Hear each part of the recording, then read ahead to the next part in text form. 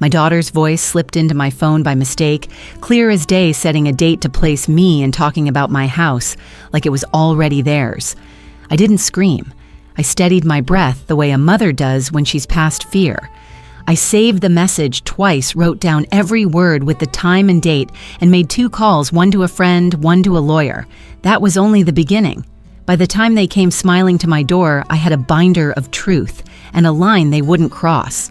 Before I continue the story, please subscribe to the channel and leave a comment letting me know where you're watching from. Sun laid a bright stripe across my kitchen tile, while the kettle hissed a sound, I know, like a hymn. I set 2 mugs on the counter and measured beans, the way I always have by memory and palm. My hands were steady, slow, purposeful. The calendar magnet held a scribbled grocery list, my writing neat. I wiped the spoon, turned the flame low, and felt the morning settle in the room, the way a cat settles on a lap. Through the window, pine tops lifted and bowed in the soft Houston breeze. It was my rhythm, my house, my coffee. No rush, no audience, only the quiet responsibility of tending to a day. Lyle padded in wearing a robe and the look people put on when they mean to be efficient. He lifted the mug I had warmed for him, took a small sip, and frowned as if the coffee had done something impolite. "Too strong," he said, turning to the sink. The stream ran brown, then clear. "You know, strong coffee isn't safe for your heart, Arliss. At your age, we should be careful." He set the mug down like a warning note and smiled the way a teacher smiles at a child who guessed wrong. The faucet hissed and swallowed the rest. I counted breaths and let the moment name itself. I chose silence, not loss. Carol breezed in after phone in hand, perfume tidy as her bun.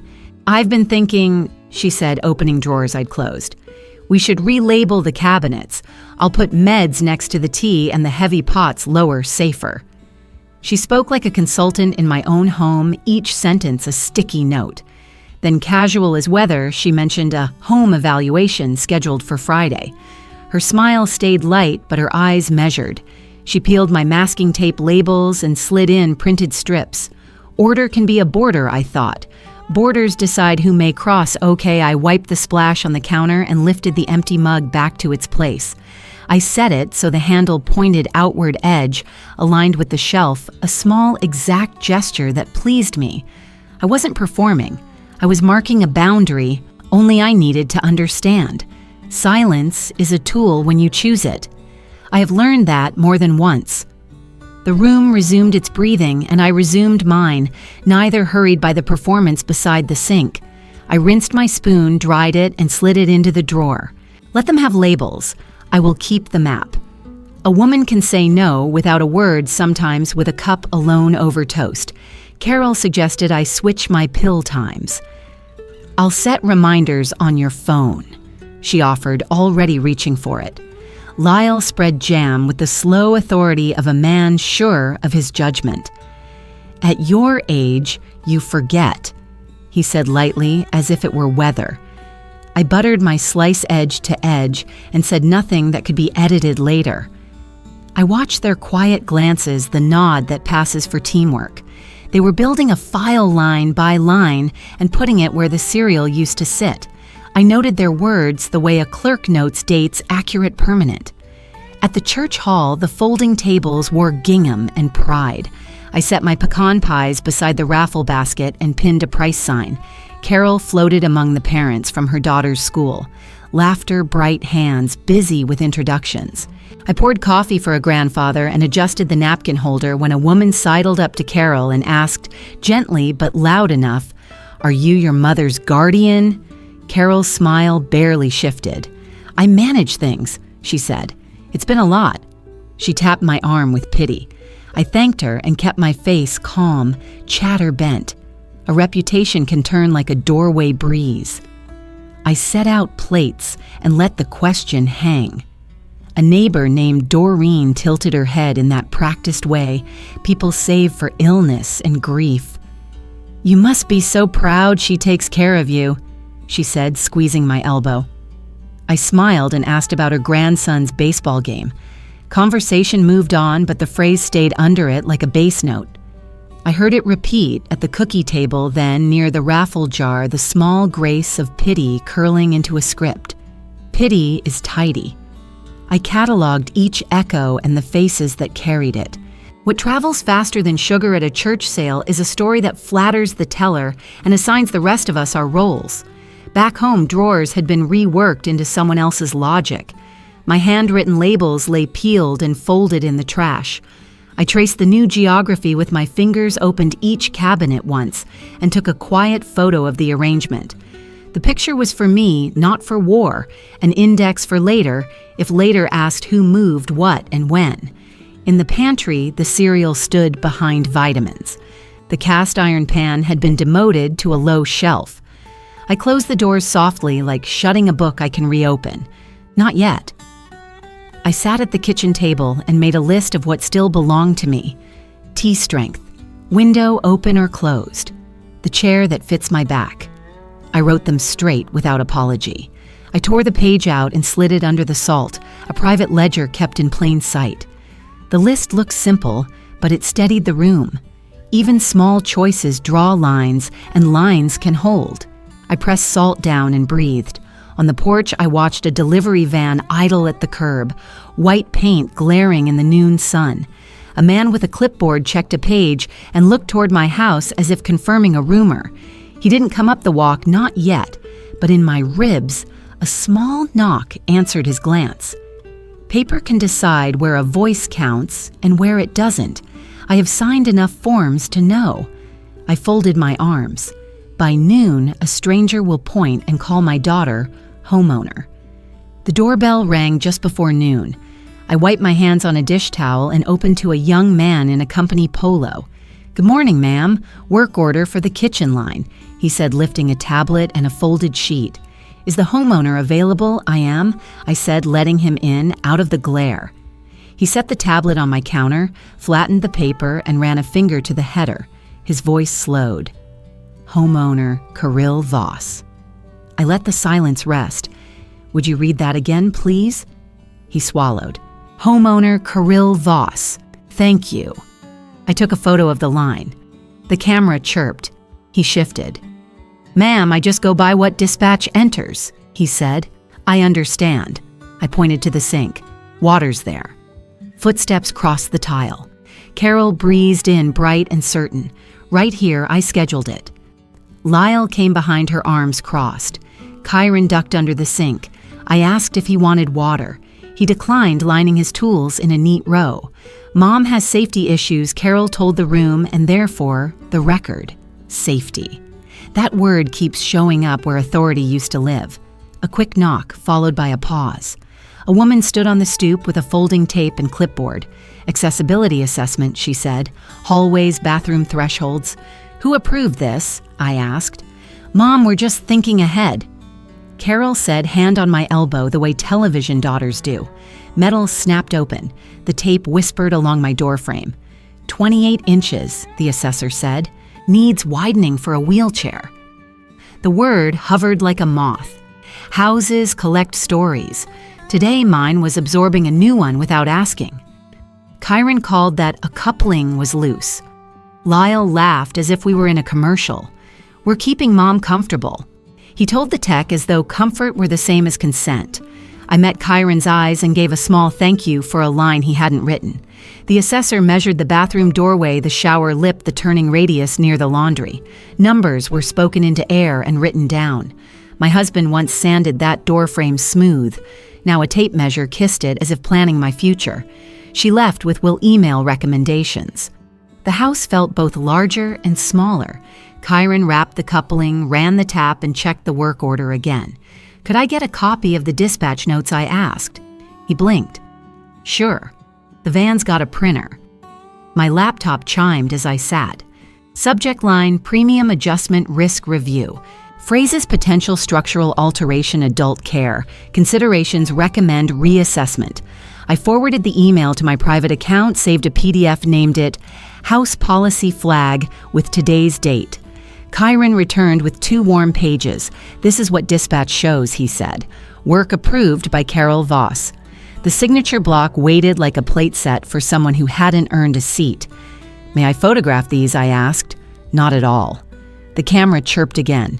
Paper turned into evidence. A moment turned into a line I could find later. I slid the copies into a hard binder from under the china hutch and wrote on a tab, "Who says I am who I am." Then the date time, Kyron's name and badge, the company, the assessor's card. Carol peered over my shoulder. Mom will handle the next appointments too. She said, "Casual as weather." "I'm not stressed," I told her. "I'm organized." She smiled in a way that said the same thing louder. Lyle told Kyron they'd take it from here. At the door, the young man paused. "Ma'am, my grandmother kept a binder. It helped." "It does," I said. "Safe travels." When they were gone, the house exhaled. I stood in the hallway and placed my palm against the frame my husband had sanded. "We're not widening for a story I didn't agree to," I told the wood. Back at the table, I aligned the binder with the runner so its spine matched the seam. The laptop pinged. A small orange dot glowed beside the voicemail icon on my phone. I pressed play. My daughter's voice filled the quiet sentences, arranged like furniture already ordered. "He'll sign where I told him," she said, low and confident. "They treat it differently if you say you're the guardian and I already have the form. She'll feel looked after. It's cleaner this way." Water ran. A cabinet closed. Lyle laughed. "We'll just say the paperwork is standard," he said. "People our age expect help. Our age. He is not mine." I kept listening. "We can add the door work to the policy before they flag it," Carol went on. "If we hurry, it looks proactive." Kyron was simple. A chair scraped. "Don't worry," she soothed. "Mom won't fight. She hates a scene." I stopped the message and looked at the binder. It lay there like a quiet back I could lean on. Outside, light moved across the tile in a slow parade. I set the phone face down and opened a new folder on the laptop. Path House Policy Work Orders Audio. I named the folder in plain language what they say when I'm not supposed to hear. I saved the voicemail, typed the time, noted the words, "Guardian Clean Standard." I printed the transcript and slid it behind the work order with a smooth push that felt like closing a drawer. By the time the printer cooled, my hands had stopped shaking, not from fear, but because my body understood the job. Observe. Document. Act later. I don't need volume to keep a house standing. I need a level, a line, a binder with a spine. On my screen, the orange dot still blinked beside Carol's name as if it had a heartbeat of its own. The next knock, when it comes, will not surprise me. The orange dot blinked on my phone like a small heartbeat. I set the phone on a trivet so my hands wouldn't shake the sound. Outside, a mower droned. Inside, the refrigerator hummed. I tapped the message. Next Tuesday, my daughter said brisk, neat, as if reading a list. Paper rustled. A male chuckle floated behind her. Guardianship is basically a formality. If we place her that morning, there won't be pushback. The deed can be handled the same day. A pulse went through my wrists. I pressed my palms to the counter. No crying, no noise, just breath. Lyle's voice, light companionable, slid in. "St. Francis has a room. If she signs like last time, we're golden." Another rustle like a folder closing. Carol continued. "I've got the pre-filled packet. Dr. Rellen's eval and 2 quick screens call her mildly confused. Safety wandering, risk, forgetful with meds, language matches what the church ladies already think. It won't be hard. I let the sentence lodge where important things go. The body wants to leap at alarms. The wiser part, older, slower waits. I listen to my daughter sort my life into sections. "I'll bring the work order people back Monday," she said. "After Tuesday, the transfer deed is cake. We'll keep her phone so she can adjust." The message ended. The kitchen resumed ordinary sounds. I looked at the silent cup on the shelf line I'd chosen this morning. It had not moved. Neither had I. I saved the voicemail twice. Then I saved it again. The file copied to my laptop. I exported it 2 ways, M4A and .wave, then hashed the files with a utility Sherry showed me. I emailed the pair to my private account and slid them onto a small gray USB, the one I keep where chamomile hides the world. I wrote the facts by hand, date, time, exact phrases, the small laugh after placement. My handwriting has carried casseroles across funerals and numbers across budgets. It could carry this. Sherry answered on the second ring. I didn't lead with tears. I led with sentences. There's a voicemail, I said. They used the word guardianship. They said next Tuesday. Don't confront, she said. Document. I'm coming. The kettle warmed. When she knocked, I unlatched the chain and let my friend in. Sherry still carries a small ruled pad. We sat at the table. I pressed play and we both looked at a bowl of apples while my daughter arranged my life in the air between us. Sherry's pen did not pause. She underlined 3 words, consent capacity placement, then circled deed. We're calling Kirk, she said. Speaker. The elder law attorney answered. I introduced myself and Sherry summarized flat and clear. He asked for the audio, the names, the date. I'm filing a property fraud alert this hour, he said. I'll draft a cease and desist regarding any attempted transfer or placement without your written consent. Do not sign anything. If they bring a notary to your kitchen, send them away. If they attempt transport, call the police and say I do not consent. I wrote each line, repeating the words until they fit in my mouth. He continued, open a new bank account at a different institution tomorrow. Redirect deposits, lock your credit, forward mail to a secure box. Appoint a power of attorney you trust, not your daughter or son-in-law. Schedule an independent neuroevaluation immediately, your doctor, not theirs. We'll need an affidavit. I can do that, I said. I'll email a template for an evidence binder, he added. Print and slot the transcript. Keep copies off-site. Sherry squeezed my hand, once approval, not comfort. We ended the call. The house regained its Texas quiet. We replayed the voicemail in sections. Sherry flagged where Carol rehearsed the church phrases, safety, wandering, forgetful. I saw with a cool kind of sorrow how the story had been built while I washed pans and smiled in photographs. After Sherry left through the side gate, I made a slow circuit of rooms. I photographed what is mine quilts stitched with my hands, my husband's level and square, Jasper's lopsided clay turtle, the cedar chest my father sanded smooth. I wrote serial numbers, tucked the list into the binder behind the tab that read, Who Says I Am Who I Am? I placed the USB in a tea tin behind chamomile and a second copy wrapped in foil into the freezer. The sun dropped behind the loblolly pines. I texted a neurologist's office requesting first available independent evaluation insurance info attached. Then I wrote a note on a yellow card, do not go to any appointment my daughter schedules. I taped the card inside my purse. Tuesday received a circle in my notebook, not fate, deadline. I practiced the sentence I would need, I do not consent. It sounded like a door locking on the right side. On the small back porch, a sprinkler clicked. I thought about the infants I had lifted in this house, the meals served across this table, the good sense that did not evaporate when my hair went white. I thought about my daughter as a child, how she pressed her cheek to the freezer when she cried. Memory is not a weapon, it is a map. Inside again, I wiped the counter.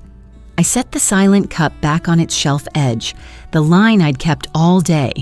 It did not rattle this time. By midnight, my bag waited by the back door with 3 copies of The Truth and 1 change of clothes. In the morning, Sherry would pull up quietly and I would slip into her car without announcing anything to anyone. Victory rarely looks like fireworks. Most days, it looks like a woman with a binder and a steady pen. I turned off the kitchen light and left the refrigerator to hum. The orange dot on my phone was gone. In its place, names on paper, numbers in files, and a sentence I could say without shaking. I did not need sleep to be ready. I needed the morning and the plan I had begun. Dawn cuts a thin silver line across the pines. I slip into Sherry's sedan with a canvas tote binder, T-tin USB pill case, 1 change of clothes rolled tight. We don't speak about fear. We list tasks. She drives the quiet streets like a woman who has shepherded widows through storms. Sprinklers tick, garage lights blink out, and we exit the subdivision as if we're leaving a stage set where someone else wrote my lines. At the Community Credit Union, the lobby smells of vacuum lines. The manager verifies my ID twice, then once more because I request it. Checking and savings in my name only, I say. Sherry stands close enough to steady the air, not my autonomy. I deposit seed funds, utility refund, grocery, cash, the cushion I once kept in a coffee can. Text alerts on. No joint account, I add and sign with a hand that remembers mortgages and promissory notes. Kirk's office holds the kind of quiet that settles arguments without shouting. The paralegal prints a durable power of attorney and a medical one blanks, waiting for the life I choose. I write Sherry's name as agent and initial hard limits, no transfer of real property, without my live signature before a notary. Gifts allowed none. The notary's stamp lands like a gavel. Copies go to my binder and to Kirk's file. I breathe like someone setting a post straight. Kirk asks about the voicemail. I say it is preserved 3 ways. He nods. Then we move. His assistant calls an independent clinic, Houston NeuroCare, unaffiliated with any doctor my daughter cites. Earliest slot tomorrow, 8:30 a.m. I complete the online intake and a MoCA pretest at a client computer patient with each prompt. A confirmation email pings. I print it and slide it behind the tab marked Evaluation. We reach the post office before the lunch crowd. The clerk with a sunflower pin processes a temporary mail hold and rents me a P.O. box. Informed delivery, she asks. Yes. She leans in. Families sometimes try to pick up for each other, want a password on file. I give her a word my husband and I never spoke outside our house. She stamps the form. Every morning you'll see what's coming. If anyone else asks, we'll say no. Downtown, the county clerk's building holds other people's fights in long metal drawers. At e-recording, Kirk files a property fraud alert on my homestead parcel. The deputy types fast, then swivels his monitor. Any deed or transfer triggers an immediate email to me. Kirk adds a parcel note. Transactions require the owner's presence, an attorney of record. The deputy's stamp thunks once. The sound feels sturdier than brick. In the corridor, my phone buzzes. Kirill, where are you? We had a special appointment. The word special tastes like aspirin. Kirk shakes his head. No replies until notices are served. Sherry smiles. Let them talk to the mailbox. We return to the conference room and build a tight timeline. Coffee dumped work order naming my daughter, the homeowner tape on my door frame, the insurer's risk email, then the voicemail. Facts stack like bricks laid true. Kirk drafts a cease and desist addressed to Carol and Lyle. No medical or financial actions in my name. No guardianship claims. No entering my home without consent. Certified mail slips are printed and paper clipped to the letters. Before we leave, I schedule a locksmith for tomorrow at 2 o'clock. Code word, the dispatcher asks. I give the same secret I used at the post office. She repeats it back cleanly and confirms the time. We stop at a diner on Main Chrome, bright as a hymn. I am not hungry, but I eat a grilled cheese because it arrives exactly as promised. The receipt goes into a sleeve with today's filings. Chain of custody for an ordinary life. A timestamp, a sandwich, a woman who will not be erased by the stories told around her. Afternoon light flattens the highway as we ride home. Billboards decide what people need, and I decline their advice. Back at my house, we park on the street. I disarm the alarm sweep, the room's slow hand on wood my husband once sanded smooth. The binder rests on the table. The tea tin returns to its shelf. I set my silent cup exactly on its line, not because a cup can hold a deed, but because a house steadies when rituals return. By dusk, my calendar shows 2 anchors, 8:30. With a doctor, I chose 2 Sirrah with a locksmith. Between them, I intend to stand my ground. At Kirk's, we assemble a 1-page index that ties artifacts to time photo of the work order, 11:06 a.m., dispatch notes, 11:18, accessibility tape numbers, 11:41 insurer's premium adjustment email, 12:07 voicemail file, hash and transcript 12:32. Sherry initials each entry as witness. I add phone badge numbers and spell names exactly as they said them. The sheet slides into the binder's cover so it stares at anyone who opens it. This is not a memory argument. This is a record. At home, I make tomorrow's list on a yellow Pad ID Medicare card insurance reading glasses house key on a separate ring peppermint for the waiting room. Water, one sentence I will say if anyone tries to widen the scope, I consent to this evaluation and nothing else. I text Kirk home. Files secure, appointments confirmed. His reply is a simple received. In the kitchen, I practice the quiet art that has kept me observe record act. Paper is my wall. The locks will be its latches. If they knock before the hour, I will let the doorbell ring twice and answer with the binder open to page 1, my name printed where it belongs. Dawn comes like a clean sheet. I button a navy blouse that doesn't ask for attention and slide my binder into the canvas tote. The house is quiet, the kind of quiet that used to mean comfort. Now it means readiness. On a sticky note by the door, I've written the basics: my full name, date of birth, address, facts that are mine regardless of anyone's story about me. Head up, shoulders back, keys in hand. Sherry's horn taps once outside the polite kind, the way women our age call to each other so we don't wake the whole street. We ride in a straight line of morning light down I-45 toward Midtown. Sherry doesn't fill the space with pep talk. She drives steady as her pen. I breathe in 4s, out in 6s. I am not a case. I am a client of my own life. The clinic is glass and neutral carpet, the kind of place built to calm you without saying so. The receptionist takes my insurance card and asks me to confirm my address. I speak it clearly. When she passes the tablet, I scroll, read and sign without asking for help. The waiting room TV is on mute. I watch the captioning drift along about weather and ball games and imagine my words marching that precisely when the time comes. A nurse with soft shoes leads me back. She explains each step before she does it, and I appreciate the dignity in that. I'll say 3 words, and you'll repeat them now and again later. I repeat them. We discuss the date, the floor we're on, the name of the building. She asks me to draw a clock. I draw one label the hours and place the hands at 10 past 11. She nods, not patronizing, just recording. I trace a pattern name. Animals subtract by 7s. My voice is even my hands steady. When the nurse asks if I need a break, I say no and mean it. Dr. Ellis Rellin knocks before he enters. He's brisk, but not hurried, a man whose job is to be exact. He reviews what the nurse documented and adds a few questions. He asks about the stress of the last few days. Considerable, I say, which is why we're here today by my choice. He listens. I can tell the difference between someone waiting to speak and someone collecting information. He is the latter. Mrs. Fay. He says, at last, there is no indication of cognitive impairment today. Your blood pressure is elevated, likely stress. I recommend a follow-up with your primary care physician and will include that note. He prints a preliminary letter on clinic letterhead and signs it. The full report will be uploaded to your patient portal within 24 to 48 hours. Portal access is yours alone unless you authorize otherwise. Good, I say. Please ensure no family proxy is added. He checks the screen, confirms it, and hands me the letter.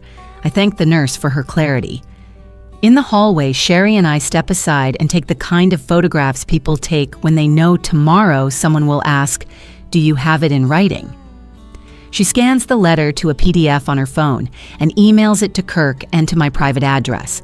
I slide the original behind the printed voicemail transcript and the work order with my daughter's name, where mine should be. Paper beside paper, voice beside voice.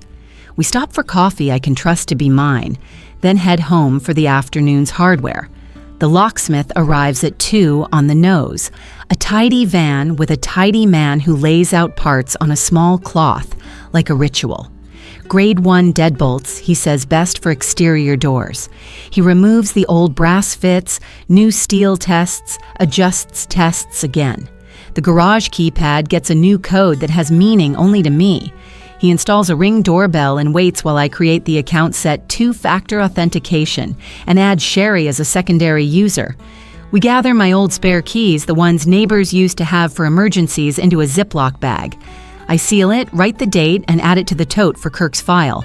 At 1:45, while the locksmith is still tightening a plate, a text from Kirk pings service complete. Cease and desist and no decision notices served on Carol and Lyle at their condo. Keep doors locked. If they come, call non-emergency and show paperwork. Beneath the message photographs my daughter's stunned face captured by a process. Server's body cam, the stamp time, the address. I do not gloat. I file. By 4:12, the new doorbell shows 2 figures on my porch. They're crisp in the afternoon glare, angling toward the keypad like they're entering a familiar kitchen. The first attempt is the old code. It chirps red. The second is the birthday of a person we all know. Also red. I tap to speak.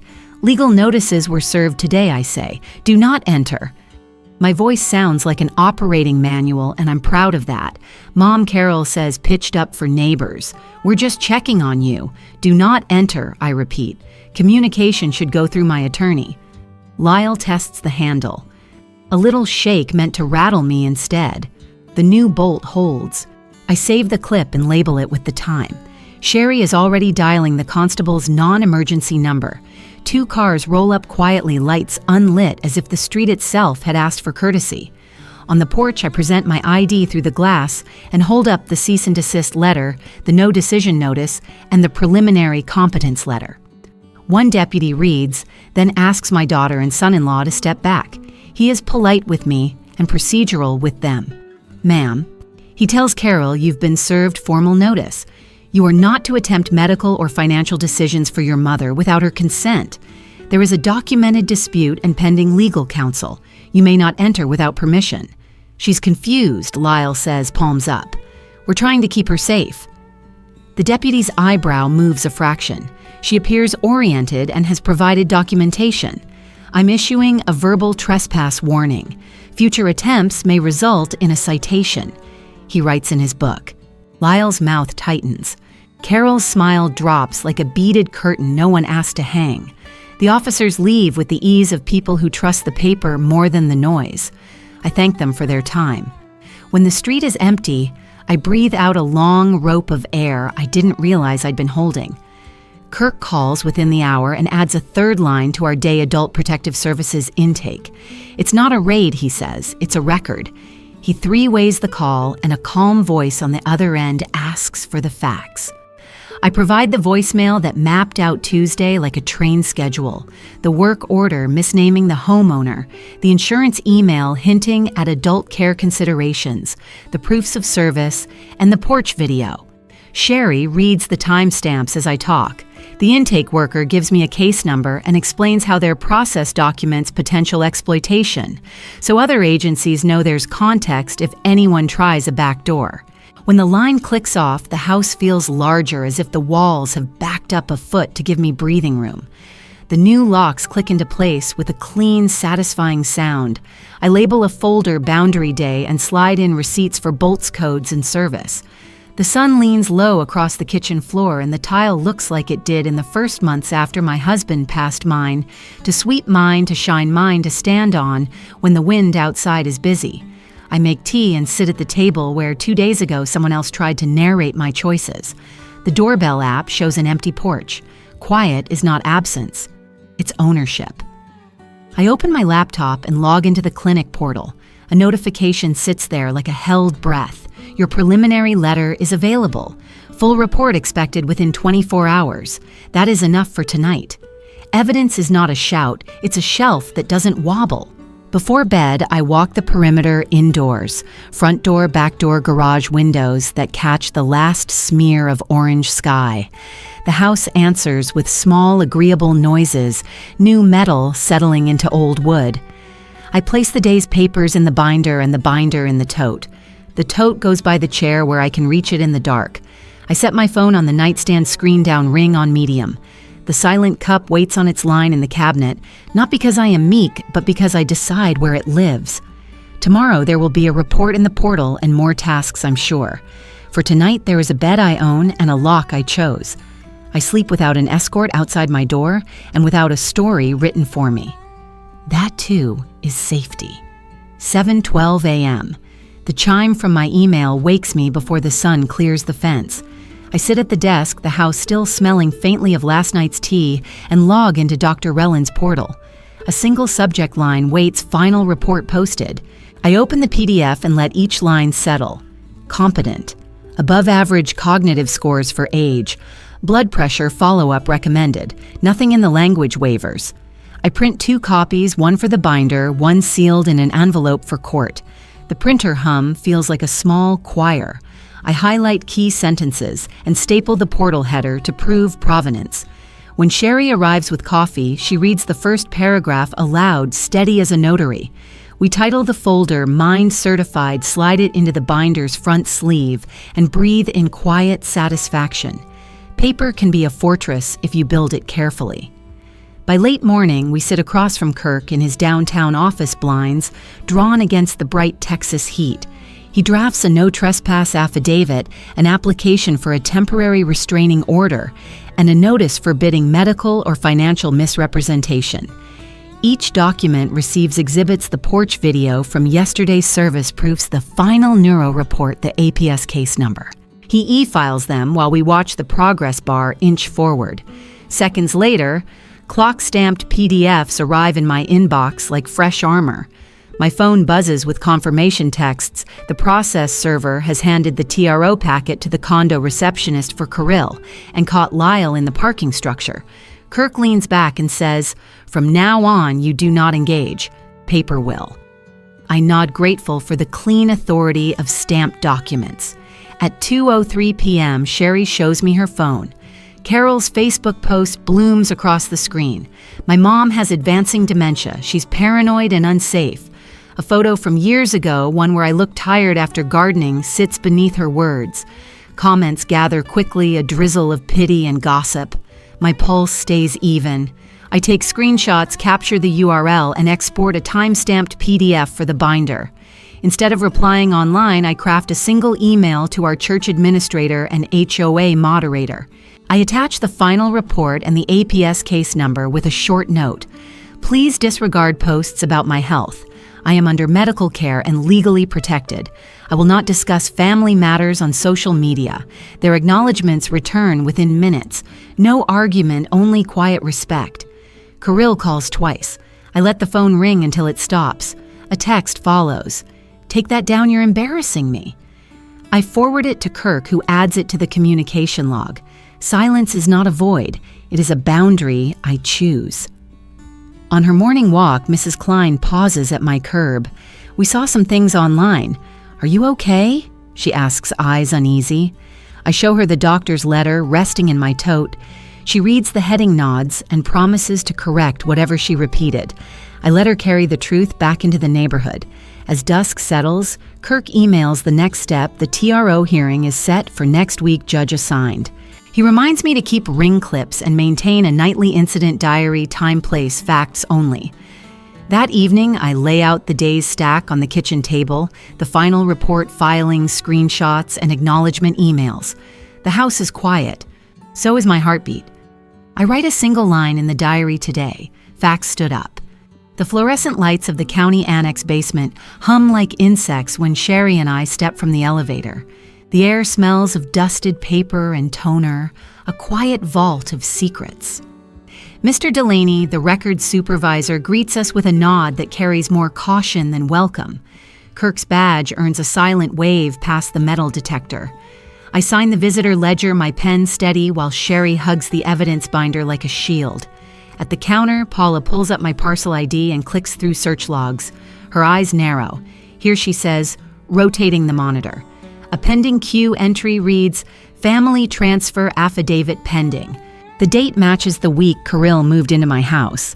I photograph the screen and note the exact time. Delaney leans closer, lowering his voice. Some staff fast-track family deeds when care is cited. He prints a routing slip with initials that don't match Paula's.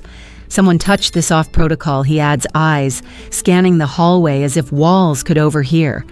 Kirk requests the internal memo and screen captures. Delaney hesitates, then exhales. Public record if requested. He sends a quick text and murmurs, a clerk may cooperate, but she needs cover. Minutes later, a young clerk approaches, cheeks pale. She admits Carol asked for a quick family transfer guided by a cousin who knows the forms. Her hands tremble as she whispers, "I shouldn't have even looked it up." She agrees to write a statement if her name is shielded. We follow her to the on-site notary. In careful script, she records every detail, dates, who what was said, the request to bypass procedure. The notary stamps the memo. The seal lands with the weight of a gavel. I slide the sheet into a plastic sleeve before the ink dries. Back at the records desk, Delaney taps his keyboard and enters a title-freeze no transfers without in-person ID and an attorney present. A red banner flashes across my property record, no remote or mail-in transactions permitted. The sound of the final keystroke feels like a door locking in my favor. Paula checks one more index and frowns. There's something else. She shows a scan stub for a draft will attempted at a walk-in notary. 3 weeks ago, my name spelled wrong, Carol listed as primary heir. The notary rejected it for lack of my presence, but kept the index record. We request a certified note of rejection, which Paula prints and signs. Kirk gathers everything, routing slip notarized clerk memo, freeze receipt will rejection note. He dictates a cover sheet for the binder exhibit group C title and testamentary interference. Each page joins the growing archive with a soft click of metal rings. By evening, back in my kitchen, I scan every document and watch the digital folder swell. The binder's spine now bends under the weight of proof. My phone blinks with a new voicemail. The APS investigator wants a meeting. Evidence has escalated their case. I close the binder and write one line in my diary. Today the building admitted what it knows. 4 chairs face my sofa blinds, half open to the fading Texas light. I test the small speaker once more while Sherry checks the binder at her side. The doorbell rings with a soft chime that feels heavier than it sounds. Kirk steps in first, followed by Ms. Vega from Adult Protective Services and 2 uniformed Houston officers, Tran and Wilkes. It is not a raid, it is a record. Ms. Vega lays out the visit's purpose with calm precision: alleged financial exploitation and property interference. Officer Tran adds that the meeting is voluntary but fully documented. Body cameras stay off unless needed. Their courtesy sharpens the moment more than any flashing light could. Carol and Lyle arrive together, whispering as if rehearsed. Carol wears worry like an accessory. Lyle studies the exits. I greet them evenly and offer water. My voice does not tremble. Sherry sits beside the closed binder, her eyes steady. Ms. Vega requests medical clarity. I hand over Dr. Rellin's competency letter. Sherry reads aloud cognitive performance above age norms. Independent decision-making intact. The words settle like stones on the table. Kirill's smile flickers, then thins. Kirk unfolds a 1-page timeline the day they moved in the county fast-track attempt, the rejected notary filing the insurance email. Each date clicks into place. Carol's jaw tightens at the mention of the will that never was. Sherry draws a measured breath. I set a small USB drive on the coffee table and tap the speaker. The room fills with Carol's own voice, crisp and unmistakable guardianship. Transfer deed. No pushback once she's inside. A soft laugh follows Lyle's in the background. Ms. Vega takes notes. Officer Wilkes observes the metadata displayed on Kirk's laptop, confirming timestamps and caller ID. Carol's protest. That's out of context, dies before it reaches a full sentence. Silence stretches until Lyle blurts, "We were drowning." Carol said the deed would solve it. He cuts himself off, but the confession hangs in the air like smoke. Ms. Vega asks him to repeat. He shakes his head. Officer Tran notes the statement without a word. I speak only once. You tried to trade my life for your comfort.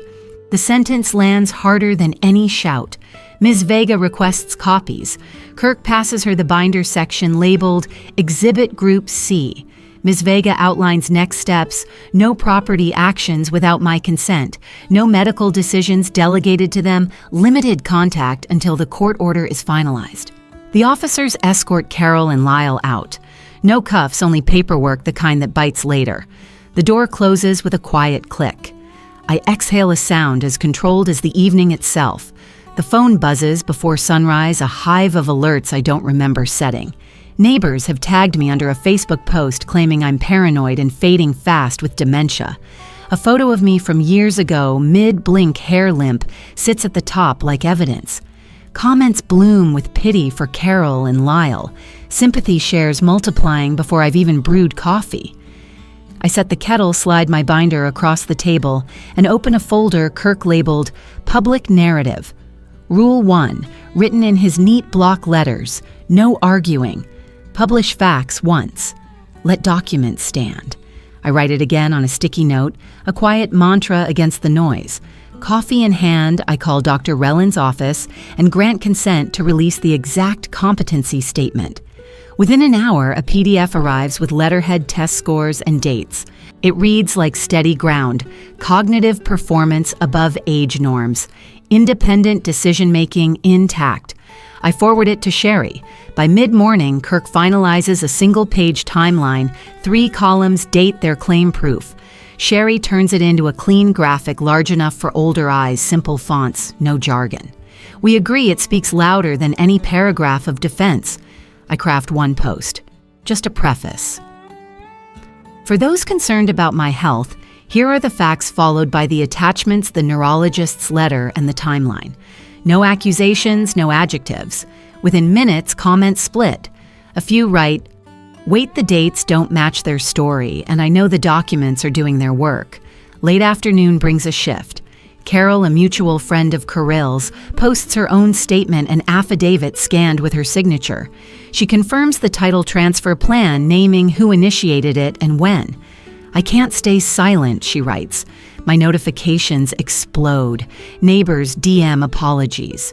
A church elder invites me to speak to the seniors group next week. The tide pivots with a single confession. Night falls with a different sound. The thud of trash across my lawn, the squeal of a Pride mailbox. Someone sprays crazy and uneven red across my garage door. I don't shout. The security light flares. I photograph every angle, each frame, a quiet witness. Mrs. Park calls from across the street, voice hushed but firm. She saw Lyle's red coupe parked near my drive at 2 a.m. and recorded the plate number. I text Kirk and Officer Tran, attaching photos and her note. Evidence uploads to the cloud with a soft chime. HPD logs the vandalism as retaliatory harassment. Ms. Vega folds it into the APS case. I post nothing more. Procedure not rage will finish this. Before bed, I start a new binder and label it Paper Shields. Inside go 3 printouts, the neurologist's letter, the timeline graphic, and Carol's affidavit. I set my phone camera to record a brief message for my small YouTube audience. Silence isn't surrender. It's sighting in. Morning sunlight slides across my kitchen table as I open an email titled Resolution Proposal, Harlan Pruitt Eskeny. Their attorney offers a neat list, mutual, non-disparagement deletion of posts, a vague regret for misunderstandings, and a small payment for moving expenses. No admission of wrongdoing. I forward it to Kirk and Ms. Vega, adding one note. They want quiet, not justice. I steady myself with coffee and 3 words on a legal pad. Truth, safety, signal. I think of the seniors Ms. Vega has described people without the binders, the recordings, the luck of a neighbor's witness. If I accept silence, I abandon them too. By noon, I sit in Kirk's conference room drafting the counter. We write it clean public confession to every platform they used pinned for 30 days. $25,000 donation to the Gulf Coast Senior Justice Fund escrowed. Repayment of documented losses. No contact order and stay away radius. Disclosure of any collaborators. Decline. And we proceed with civil and criminal filings already queued. At 3 o'clock, Zoom flickers to life. Harlan wears a blue tie. Carol sits stiff as porcelain. Lyle leans back with a practiced smirk. For everyone's privacy, Harlan begins. I answer, voice even. Privacy protected you while you planned. Truth protects me now. They counter quickly. $5,000, a private apology letter, mutual deletion of posts. I meet their offer with silence long enough to sharpen the air, then say no. Kirk slides a screen share, the neurologist's letter. Carol's affidavit, the vandalism report, the neighbor's plate photo. Harlan's jaw tightens. You tried to erase my competence, my home, and then my name. I say each clause measured. Harlan concedes limited public acknowledgement if I drop the donation and the pinned confession. If a lie was public, I reply, the truth must be public and durable. I hold on the fund. This isn't punishment. It's repair. $25,000.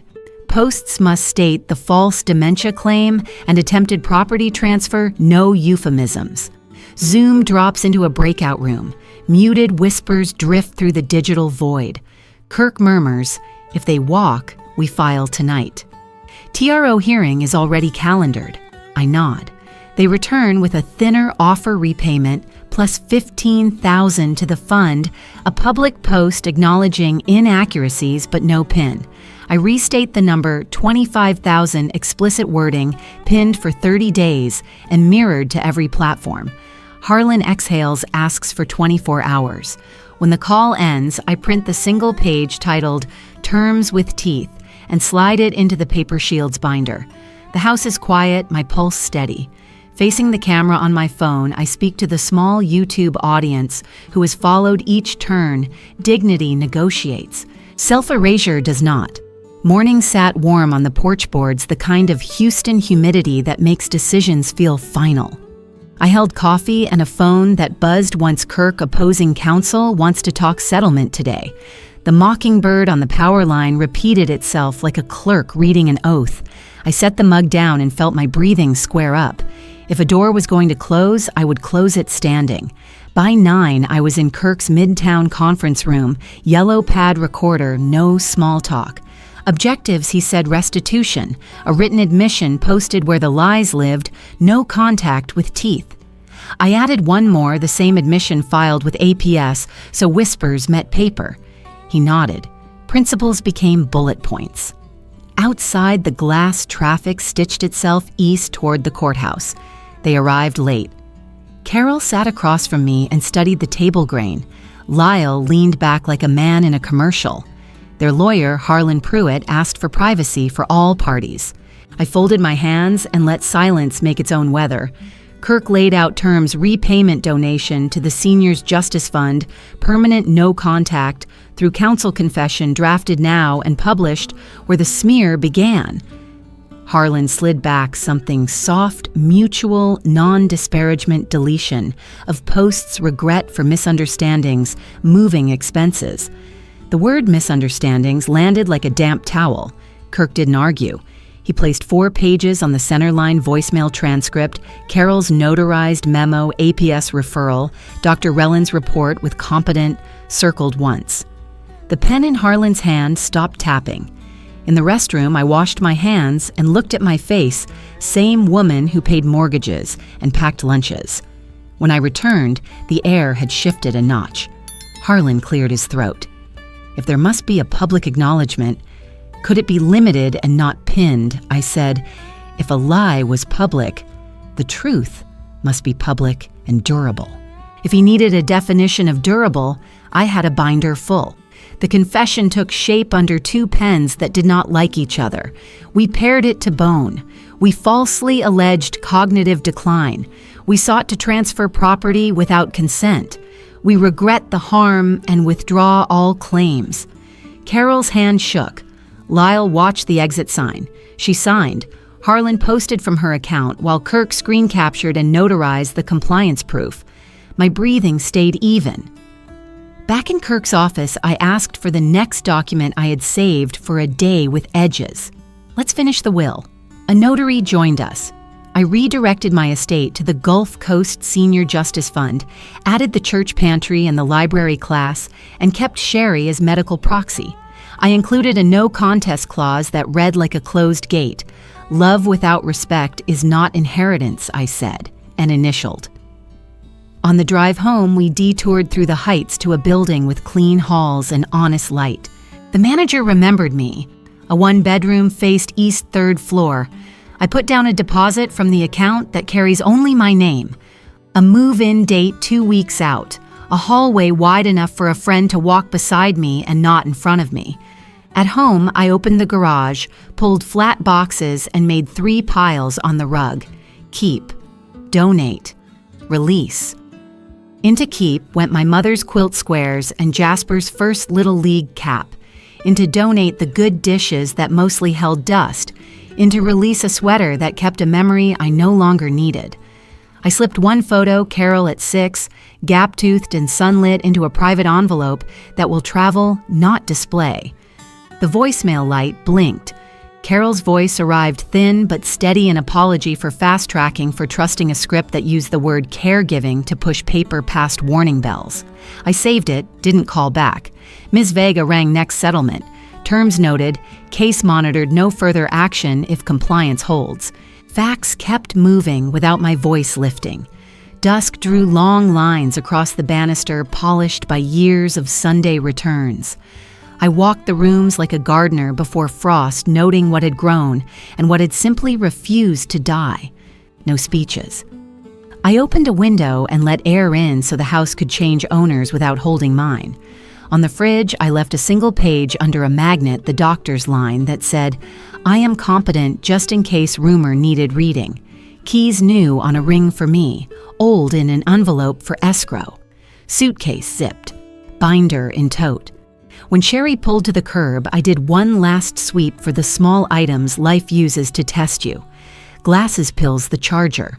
On the porch, I turned the deadbolt from the outside and felt the cylinder answer. Mrs. Klein waved from her mailbox and did not ask a thing. Respect often looks like silence. We drove toward the eastern light. At a red signal, I let myself glance back. Once not to tally losses, but to mark a line I will not cross again. Ahead, the new building waited with a lobby full of voices my age and no one rehearsing a story about my mind. I unwrapped a peppermint from Sherry's stash and let it melt until only sweetness remained. Then I breathed full, ordinary mine. Before we turned onto I-45, I texted Kirk a simple thank you and a photo of the signed admission pinned at the top of Kirill's page, timestamp visible. He replied with a thumbs up and a line I will keep. Paper is patient, but today it learned to stand. I scrolled once more through my list's utilities to transfer mail to forward the locksmith's final invoice and felt the strange lightness of a plan that fits. Morning light slides across my little kitchen the way a hand smooths a wrinkled sheet. The kettle sings on cue. I water the rosemary on the balcony and wipe the railing where last night's dew settled. The heights wake soft buses, sighing a cyclist ringing once as he passes. I unlock the door with my smaller brass key and smile because the lock turns with no protest and the day opens, the way a page opens. 1 year ago, I could not hear a kettle without bracing for a knock. Now the whistle only means tea. Sherry texts, "On my way. Don't underprice that sky." She means my watercolor, the late October Houston blue I painted from this balcony. Golden Hope is holding its spring fundraiser, and my little piece has a number card and a purpose. I tuck the painting into a padded sleeve, slide my proof binder into my tote out of habit, and laugh at myself. The binder isn't a shield I need today. It's a spine I grew and decided to keep. On the drive, Sherry teases the way only a friend who carried your secrets can. You still marked it 100 lower than it should be. I tell her it isn't about the price, it's about who the money finds. A year of sleeping through the night without listening for a garage code will make anyone generous. We pass the oak that leans over Studewood, and she points at a new cafe. They do peach hand pies, she says, as if this is a forecast that matters. It is. There were months when sweetness felt like a trick. Now it can simply be sweet. Golden Hope's hall is cheerful without being loud. Tables hold quilts, pottery, and framed photographs of small, ordinary triumphs. A mailbox reinstalled a deed corrected a woman smiling after a bank appointment with the right name on the account. The MC asks me for 2 minutes. I do not read from paper. I speak the sentence that has carried me through crowds and courtrooms. Silence is not weakness. Silence is preparation. People nod in that way. Strangers do when a line lands in a place they recognize. The gavel taps. Bids climb in friendly increments. When my sky sells, they clap more than the price deserves, and I feel big inside my small frame. In the corridor, my phone buzzes. Kirk. His voice is steady caffeine. He confirms every term has held. The confession remains posted and archived. The donation cleared to Golden Hope's legal clinic fund. The no contact order stands without violation. Congratulations, Arliss. He says not like a party balloon, but like a hand on a shoulder. I thank him for the year he taught me that paper is not paper at all. It is a wall if you build it slowly and nail by nail. He offers lunch. I decline. I already have one. I say, and he laughs, because he knows I mean a life. I walk out to the community garden behind the hall. A small sign sticks in the dirt, second chances. I pinch the tips of the rosemary and bring the scent to my face. It smells like a kitchen you can trust. A new resident with careful lipstick asks how to start. I give her my best 3 lines. Tell the truth. Keep receipts. Keep breathing. She writes them in her phone as if I handed her a map. Errands take me to a craft store for more paper and a better brush. The mall air is cooled past common sense, and the floor shines with the kind of clean that erases footprints too quickly. I am lifting a pack of cold-pressed sheets when I see her reflection, before I see her Carol thinner eyes rimmed in a color that isn't sleep. She stands at the end of the aisle and says my name, the way people say the first word when they aren't sure of the second. I set the paper in my cart fold, both hands on the handle, and let my breath find its count. She comes closer and stops where the tile changes shade. Mom, she says, and the word is both a plea and a habit. She asks for forgiveness and one more chance all in one sentence, the way a person throws everything when they finally throw anything.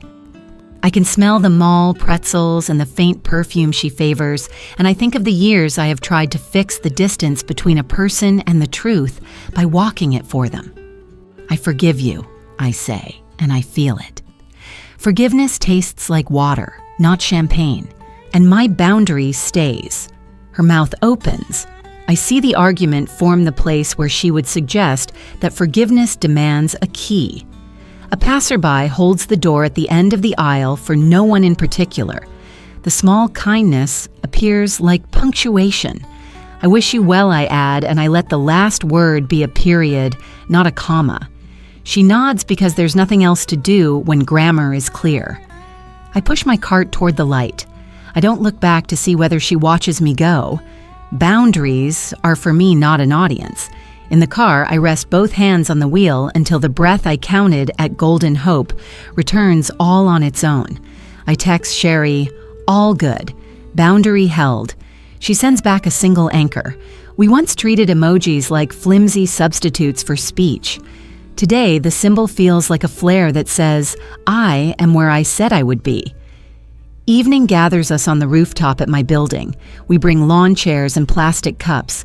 The downtown glass catches the last orange of the day, like a row of small altars, and we take turns naming one thing I took back this year. A man who hadn't driven at night since his fall tells us he drove to his brother's birthday and home again. A woman whose daughter moved to Portland admits she learned the plumbing schedule for her own building and never again took cold showers on Saturdays. When it's my turn, I say my mornings. The group hums in approval. Someone taps their cup. The applause is small and real, the kind you can keep. At home, I hang a tiny photograph on the inside of a cabinet door, the one I open when I reach for the tea. Kirill at 6 in a paper crown from a long-ago birthday I baked for and forgot to sit down during. I do not take it down to prove anything. I keep it because it is true. Love is not a ledger, it's a record. My ledger is closed, my record remains. Before bed, I wipe the counter the way I always do. 3 passes cloth, folded a small ritual that makes the night agree with the day. I set my smaller key in the bowl by the door and look at the door without dread. The life behind it is proportionate, fewer rooms, larger, quiet, a schedule that belongs to me. The kettle will sing in the morning and I will pour without glancing toward the window for a shadow that doesn't belong. I step onto the balcony one last time. The air smells like rain and barbecue from somewhere down the block. A neighbor's TV laughs through a wall and then quiets. I picture my mother's handwriting on an old recipe card and hear the sentence she used when flour dusted everything and patience felt like a luxury. Keep your name in your own mouth. I whisper it once in the dark, not as a warning, but as a song a person hums when the path finally lies flat. A smaller key, a larger life, and a door I choose. I'm not a hero. I'm a woman who learned that quiet can be power. I kept records, kept breathing, and kept my name. If my story gives you anything, let it be this. Tell the truth, set boundaries, and ask for help before you think you deserve it. Paperwork is not cold, it's protection. Community isn't charity, it's strength. Have you faced a moment where silence was your smartest move? What boundary will you hold this week? If this video touched you, drop a 1 or tell me where you're watching from. If it didn't say why I'm listening, and if you want more stories like this, please subscribe to the channel.